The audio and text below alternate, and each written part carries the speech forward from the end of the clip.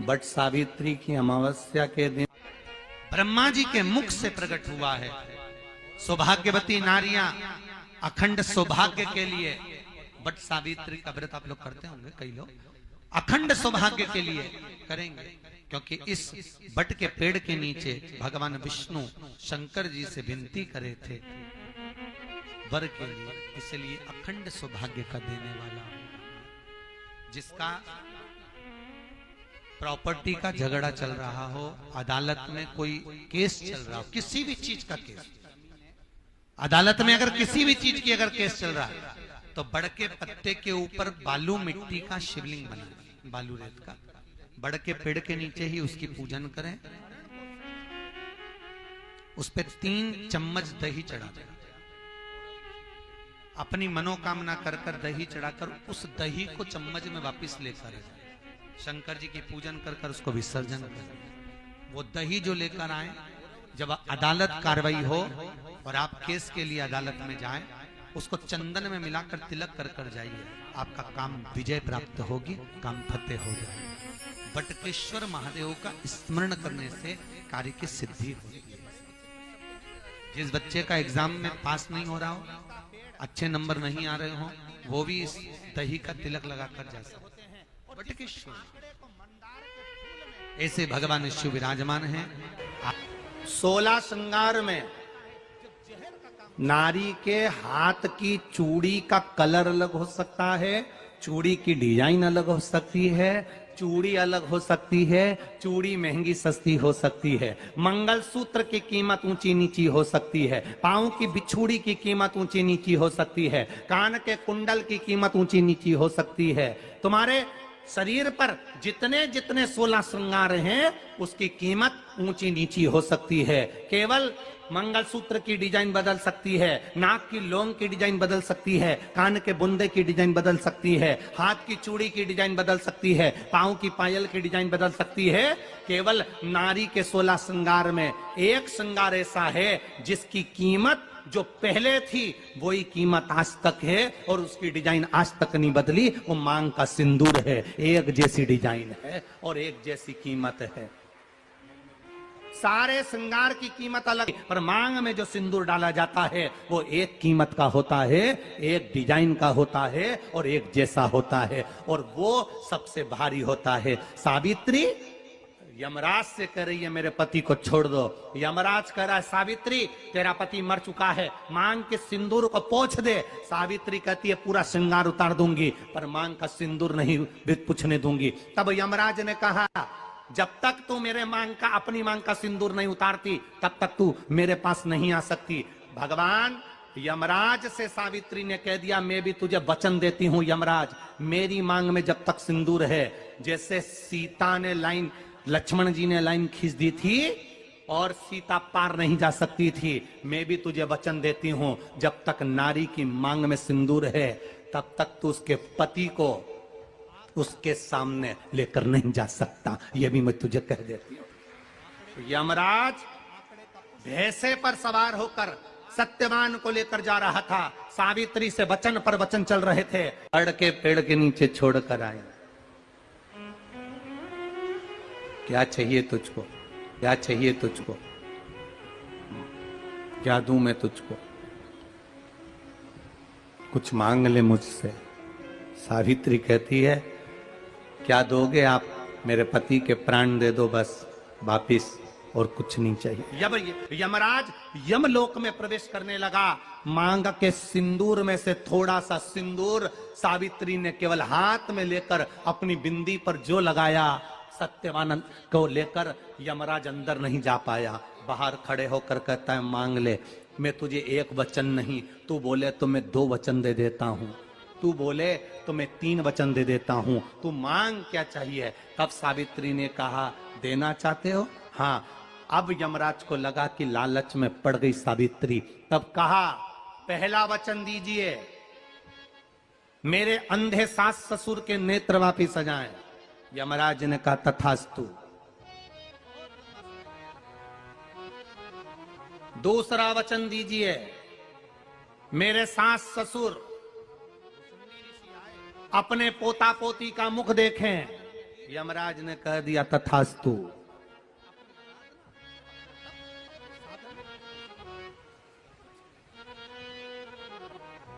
जाओ। यमराज जाने लगे, फिर आग जलने लगी। कहने लगे अब मैं अंदर क्यों नहीं जा पा रहा हूं। सावित्री कहती है तुमने वर दिया है, मेरे सास ससुर पोता पोती का मुख देखें, उनके बेटे को तुम ले जाओगे तो पोता पोती कहां से होगा, छोड़कर जाओ। सावित्री है, पति को वापिस लेकर आ गए।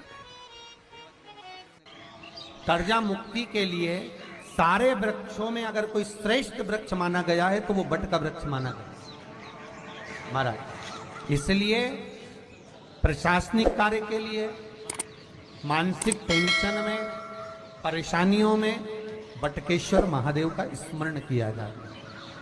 और यदि निवेदन करूंगा, बहुत ज्यादा यदि आपको कर्जा हो गया है, बहुत ज्यादा कर्जा हो गया और वो कर्जा चूक ही नहीं रहा, तो थोड़े दिन बड़ के पेड़ के नीचे आप बटकेश्वर महादेव के लिए 1 लोटा पानी, उसमें थोड़ा सा पिसा हुआ चावल पीस के गला लेना चावल को और पीस लेना, पीस के उस पानी में मिला और मिलाकर उसमें थोड़ी सी हल्दी पिसी हुई डालकर बटकेश्वर महादेव के नाम से बड़ के पेड़ के नीचे अपनी कामना कर कर जो कर्जा हुआ है उस कर्जे का भान देते हुए, स्मरण देते हुए छोड़ दीजिए।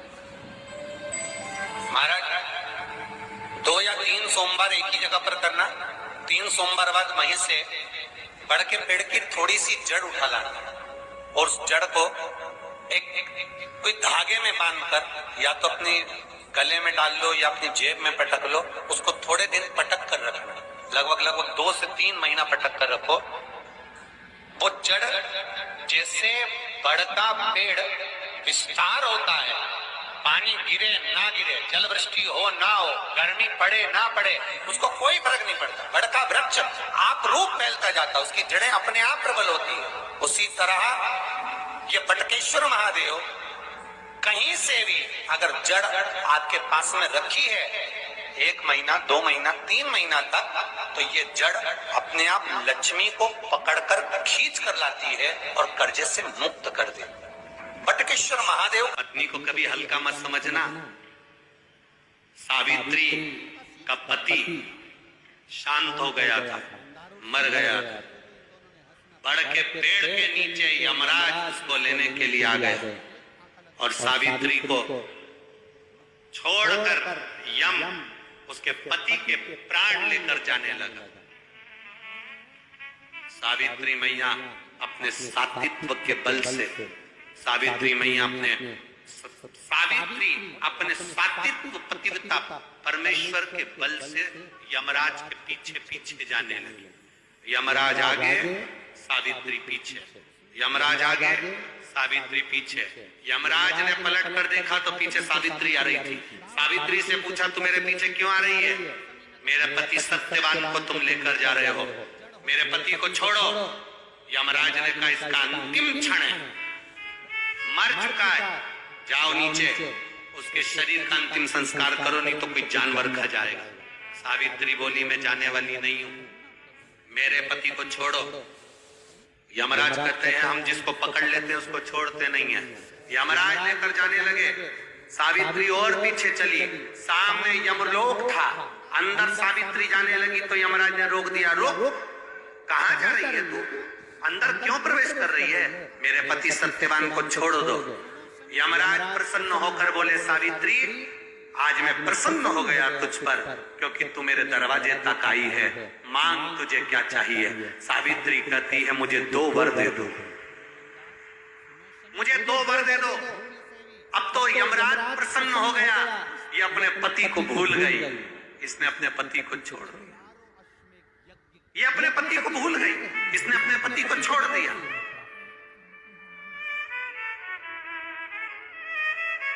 और इसने अपने पति को छोड़ दिया, अब ये कुछ मांगेगी, 2 वर मांगेगी तो मैं इसको 2 वर दे दूंगा। यमराज प्रसन्न हो गए, अपनी पति को छोड़ा इसने। यमराज ने कहा अपने पति को छोड़कर जो तू 2 मांगेगी मैं दे दूंगा, बस पति मत मांग। तो सावित्री ने कह दिया नहीं मांगूंगी पति, ठीक है। मांगो। सावित्री ने कहा पहला वर दीजिए।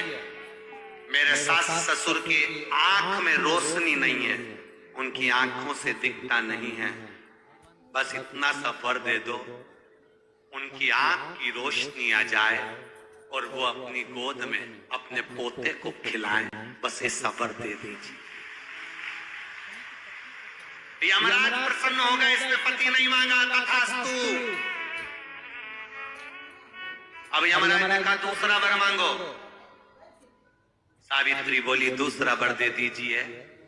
मेरे सास ससुर आज तक कोई तीर्थ करने नहीं गए, मेरे सास ससुर का जो बेटा है वो उनको तीर्थ कराए, बस ये व्रत दे दो। यमराज ने कहा इसने अपने पति को नहीं मांगा, तथास्तु। अब यमराज ने कहा जा सावित्री के कहां जाऊं? आपने कहा था मेरे सास ससुर जब आंखों से रोशनी पाए अपने पोते को खिलाएं, पति तुम ले जाओगे तो पोता आएगा कहां से? पति तुम ले जाओगे, पोता कहां से आएगा? और यदि मेरे सास ससुर के बेटे उसको तीर्थ कराएं तो मेरा पति अगर तुम ले जाओगे तो उनका बेटा ही तो है, तीर्थ कराएगा कौन? यमराज प्रसन्न हो गया, उसने उस सत्यवान को वापिस लौटा दिया। वो सत्यवान सावित्री। तो जितने भी यहाँ पर मेरे जीजा होन बैठे हैं और जितने आस्था चैनल पर कथा सुन रहे हैं, जितने मोबाइल पर कथा सुन रहे हैं, तुम अपनी पत्नी को कभी हल्के में मत लेना, बिल्कुल हल्के में मत लेना। तुमसे ज्यादा बल व्रत का, उपास का, भजन का ज्यादा बल, तुमसे ज्यादा बल इनके पास रहता है। तुम सोचो कि बोल रहे हो कि मैं मंदिर में हूं,